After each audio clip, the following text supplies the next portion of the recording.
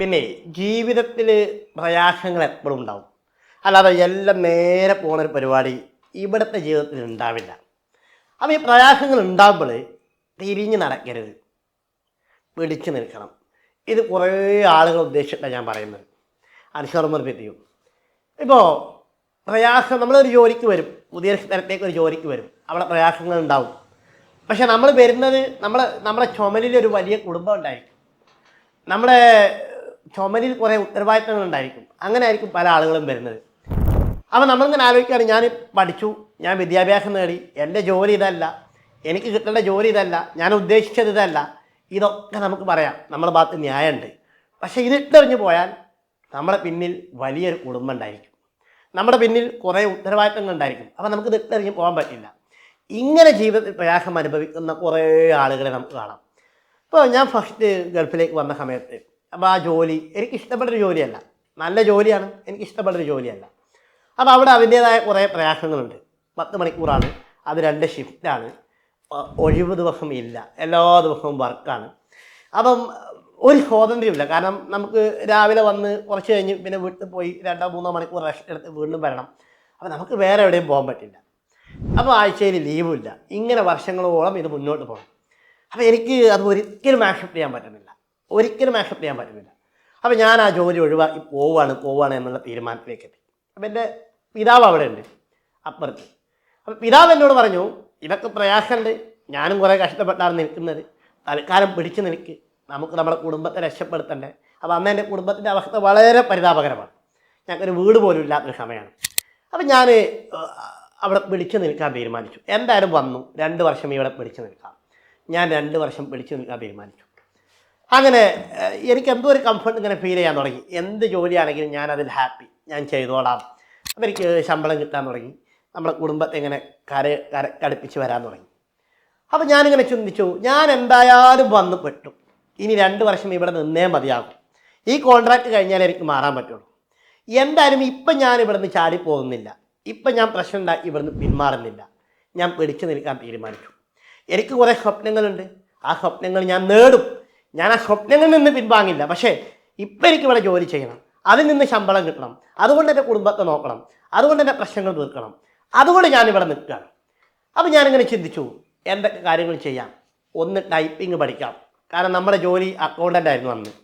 അപ്പോൾ ഞാനിങ്ങനെ ഉറപ്പിച്ചു, ഞാനിങ്ങനെ ഈ നീർക്കോലി മുത്തി ചേരാകുന്നത് പോലെ അക്കൗണ്ടൻറ്റ്, ഫിനാൻഷ്യൽ കൺട്രോളർ അങ്ങനെ വളരെ വരിക്കണം.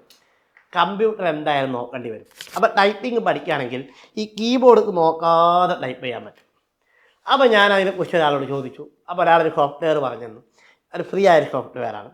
ഞാനത് വെച്ച് എല്ലാ ദിവസവും ഒരു 15 മിനിറ്റ്, 20 മിനിറ്റ്, 25 മിനിറ്റ്, ഞാനൊരു 10-20 ദിവസം കൊണ്ട് ഞാൻ ടൈപ്പിങ്ങിന് എക്സ്പേർട്ടായി. അപ്പോൾ അന്ന് അത് പഠിച്ചത് കൊണ്ട് ഇന്നും ഇപ്പോൾ ലാപ്ടോപ്പിലൊക്കെ ആണെങ്കിലും കമ്പ്യൂട്ടർ സ്ക്രീനിലേക്ക് ഇങ്ങനെ നോക്കി കീബോർഡ് നോക്കാതെ ടൈപ്പ് ചെയ്യാൻ പറ്റും. പിന്നെ ഞാനിങ്ങനെ ആലോചിച്ചു, ഒരു നല്ല ജോലി കിട്ടാൻ എന്തൊക്കെ ചെയ്യണം. അപ്പോൾ എനിക്ക് മനസ്സിലായി, എൻ്റെ ഇംഗ്ലീഷ് ഭാഷ ഒന്ന് ഉഷാറാക്കണം. ഞാൻ കുറച്ച് ഇംഗ്ലീഷ് പഠിക്കാൻ തുടങ്ങി. അപ്പോൾ എനിക്ക് തോന്നി ഒന്നുകൂടെ എൻ്റെ കമ്പ്യൂട്ടർ നോളജ് ഒന്നുകൂടെ കൂട്ടണം. ഞാൻ അതിനെക്കുറിച്ച് പഠിച്ചു. അറബിക്ക് സൗദിയിലാണ് വർക്ക് ചെയ്യുന്നത്, അപ്പോൾ അറബി കുറച്ചുകൂടെയൊക്കെ നന്നാകും. ഇങ്ങനെ പല പല സ്കില്ലുകൾ എന്തൊക്കെയാണ് വേണ്ടതെന്ന് ഐഡൻറ്റിഫൈ ചെയ്ത് ഞാൻ പണിയെടുത്ത് തുടങ്ങി. അങ്ങനെ 2 വർഷം കഴിഞ്ഞ് ഞാൻ അവിടെ നിന്ന് ആ ജോലി റിസൈൻ ചെയ്ത് പോയി. പിന്നെ എനിക്ക് കിട്ടുന്നത് ഗൾഫിലെ തന്നെ ഏറ്റവും വലിയൊരു മൾട്ടിനാഷണൽ കമ്പനിയിൽ ഒരു ജോലി എനിക്ക് കിട്ടി. അപ്പോൾ ആ ജോലിയിലേക്ക് ഇൻ്റർവ്യൂ പാസ്സാവാനും പിന്നെ അവിടെ വന്ന് ആ ജോലിയിൽ ശോഭിക്കാനൊക്കെ കാരണമായത് അന്ന് പിൻവാങ്ങാതെ ഞാൻ ഡെവലപ്പ് ചെയ്തെടുത്ത സ്കില്ലുകളാണ്. അഥവാ എൻ്റെ സ്വപ്നത്തിലേക്ക് ഞാൻ എത്തുകയാണ്. അന്ന് എൻ്റെ സ്വപ്നം നടന്നില്ല എന്ന് വിചാരിച്ച് ഇനി അതൊരിക്കലും നടക്കില്ല എന്നില്ല. അപ്പോൾ അവിടെ നിന്ന് ഞാൻ സ്വയം റിഫ്ലക്റ്റ് ചെയ്ത് പ്ലാൻ ഉണ്ടാക്കി, എന്തൊക്കെ സ്കില്ലുകൾ എനിക്ക് വേണം, എനിക്ക് എവിടെയാണ് എത്തേണ്ടത്, അതിന് ഞാൻ ഇപ്പോൾ ഇവിടെ നിന്ന് എന്തൊക്കെ പഠിച്ചെടുക്കണം, ഇതെല്ലാം പ്ലാൻ ചെയ്ത് ക്ഷമിച്ച് നിന്നതുകൊണ്ട് പിന്നീട് എനിക്ക് ആ വലിയ ജോലി കിട്ടി. ആ ജോലിയിൽ നിന്നതുകൊണ്ടാണ് പിന്നെ അടുത്ത നല്ലൊരു അവസരത്തിലേക്ക് പോയത്. അവിടെ നിന്നാണ് നല്ല അവസരത്തിലേക്ക് പോയത്. അപ്പോൾ ഇന്ന് ഞാനൊരു ബിസിനസ്മാനാണ്. അപ്പം ഈ ഒരു യാത്രയിലേക്കുള്ള ഏറ്റവും വലിയൊരു മുതൽക്കൂട്ടായിരുന്നു ആ 2 വർഷത്തെ ജീവിതം. ആ 2 വർഷം ഞാൻ ഡെവലപ്പ് ചെയ്തെടുത്ത സ്കില്ലുകൾ. അപ്പം നിങ്ങളിൽ പല ആളുകൾക്കും, പ്രവാസികളോ അല്ലാത്തവരാരായിക്കോട്ടെ, എന്തെങ്കിലുമൊക്കെ നമ്മൾ ചെയ്തുകൊണ്ടിരിക്കണം. ചിലപ്പോൾ നമ്മൾ വന്ന് പെട്ടിട്ടുണ്ടാകും, നമ്മൾ ആളുകൾ പറ്റിച്ചിട്ടുണ്ടാകും, നിനക്ക് ആ ജോലിയാണെന്ന് പറഞ്ഞ് കൊണ്ടുവന്നിട്ടുണ്ടാകും. അപ്പോൾ നമ്മുടെ പിന്നിൽ ഒരുപാട് ഉത്തരവാദിത്തങ്ങളും ബാധ്യതകളും ഉണ്ടാകും. അതൊക്കെ നിറവേറ്റുമ്പോഴും ഇനി ഞാൻ ഉദ്ദേശിച്ച സ്വപ്നതുല്യമായ ഒരു ജോലി അല്ലെങ്കിൽ സ്വപ്നതുല്യമായ ഒരു ജീവിതം, അതിലേക്ക് എന്തൊക്കെ കഴിവുകളാണ് ഞാൻ ഇപ്പം ആർജിച്ചെടുക്കേണ്ടത്? ഞാൻ എന്തായാലും പെട്ടു. ഈ പെട്ട് നിൽക്കുന്ന സമയത്ത് ഇപ്പം എനിക്ക് എന്ത് ഡെവലപ്പ് ചെയ്തെടുക്കാൻ പറ്റുമെന്ന് ചിന്തിച്ച് അങ്ങനെ പ്ലാൻ ചെയ്ത് നമുക്ക് മുന്നോട്ട് പോകണം. ഒരു കാര്യം പറയാം, നമ്മളൊരു കാര്യത്തിൽ ഫോക്കസായി നമ്മൾ ആക്ഷൻ എടുത്ത് തുടങ്ങിയാൽ ആ ജോലിയിൽ നമുക്കൊരു പ്രയാസം ഉണ്ടല്ലോ, ആ പ്രയാസവും മാറിക്കിട്ടും. ഇതെൻ്റെ ജീവിതത്തിൻ്റെ അനുഭവമാണ്. അപ്പോൾ അതാണ് നമ്മളെപ്പോൾ ലിസ്റ്റ് ഔട്ട് ചെയ്യണം. എന്തൊക്കെ പോരായ്മകൾ നമുക്കുണ്ട്, ആ സ്കില്ലുകൾ എങ്ങനെ ഡെവലപ്പ് ചെയ്തെടുക്കാം. അത് ചോദിച്ചിട്ടാവാം, ആൾക്കാരോട് ചോദിക്കാം. ഇപ്പോൾ എനിക്ക് ഒരു പോരായ്മ, ഒരു ബിസിനസ് പഠിക്കണം. ഞാൻ ആ ബിസിനസ് ചെയ്യുന്ന ഏറ്റവും നല്ല ആ ബിസിനസ് ഉഷാറായി ചെയ്യുന്ന ഒരാളെ മീറ്റ് ചെയ്തു. ഞാൻ അദ്ദേഹവുമായി 2 മണിക്കൂർ സംസാരിച്ചു. സംസാരിച്ചപ്പോൾ അദ്ദേഹം ആശയങ്ങൾ എനിക്ക് പറഞ്ഞു തന്നു. അപ്പം എനിക്ക് തോന്നി ഇന്ന ആശയങ്ങൾ എനിക്ക് കൂടുതൽ അറിയില്ല, അപ്പോൾ അതിനെക്കുറിച്ച് ഞാൻ പഠിച്ചു. അപ്പോൾ അതിനെക്കുറിച്ച് പഠിച്ചുകൊണ്ടിരിക്കുന്നു. അപ്പോൾ ഞാൻ പറയുന്നതാണ്, ജീവിതത്തിൽ ചിലപ്പോൾ നമ്മളൊക്കെ പെട്ടുപോകാം.